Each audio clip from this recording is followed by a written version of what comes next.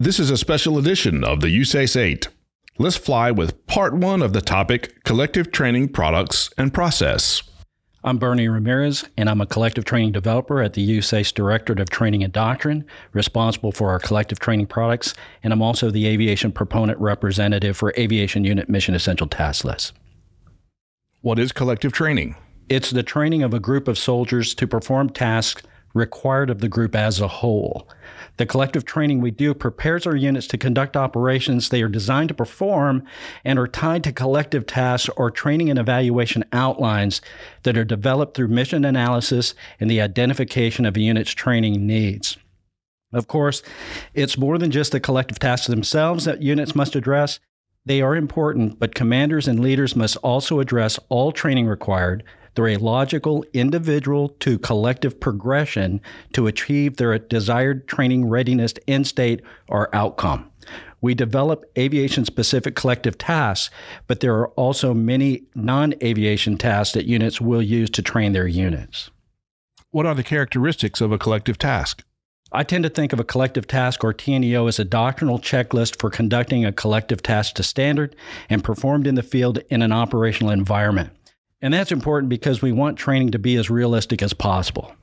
Soldiers will find that our training and evaluation outlines identify the task and the conditions the task will be performed under and the standard that they are required to be performed to.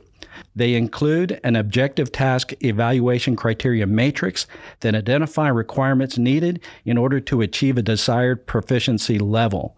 It specifies the operational environment, required soldiers and leaders, and performance measure requirements to determine if a unit has achieved a T, P, or U in that task. A task performance summary block allows leaders to establish iterations of the task they intend to perform and to track training proficiency progression and milestones prior to an external evaluation. They also contain associated prerequisite tasks, supporting collective tasks, and supporting individual tasks that can all be used by leaders to aid in developing a task crosswalk and to identify supporting training they may already be proficient in or additional training required in order to successfully complete a task to standard. Collective tasks are used to make up the unit task list, or UTL, and will include a unit's mission essential tasks. They are also used to support collective gunnery to develop training scenarios and to evaluate live fire maneuver. You mentioned that groups of collective tasks make up a unit task list. What is a unit task list, and what do they do for our unit leaders? The unit task list is a set of collective tasks that a unit is doctrinally designed to perform. Proponent training developers conduct a mission analysis addressing elements of the warfighting functions and select collective tasks that support a unit's mission and capabilities.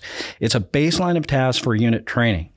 I think of it as a managed bucket of unit-specific tasks that allow for leaders to easily determine their collective training needs without having to search an entire Army collective task database for what they think they need to train.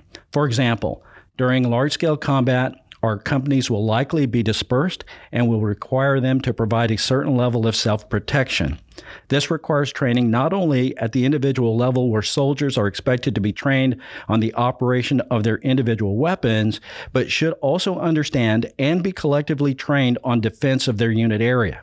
Because of this, we have included a conduct unit defense task for all of our aviation companies. During the development of their unit training plans, this task should be included and iterations trained at some point in the training cycle. How are unit medals developed and approved? Well, first of all, there is a DA charter that governs this process and is facilitated by the Standards for Training Readiness Advisory Group, or STRAC. It requires Army proponents to develop unit standardized medals based on unit mission and capabilities in conjunction with appropriate doctrine.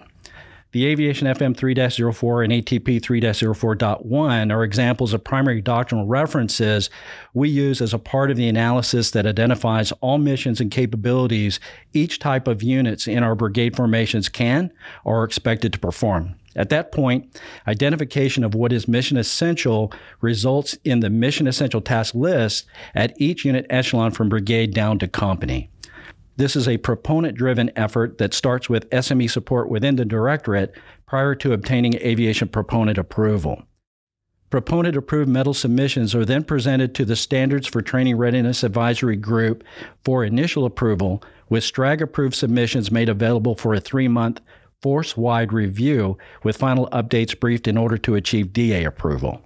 The entire process typically takes a year from proposed metal submission development to final DA approval and publication.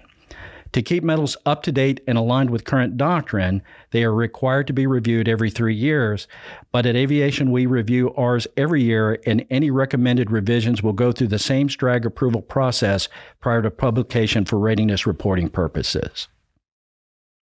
Join us for part 2 of this topic in episode 19 of the USAACE-8, brought to you by the United States Army Aviation Center of Excellence.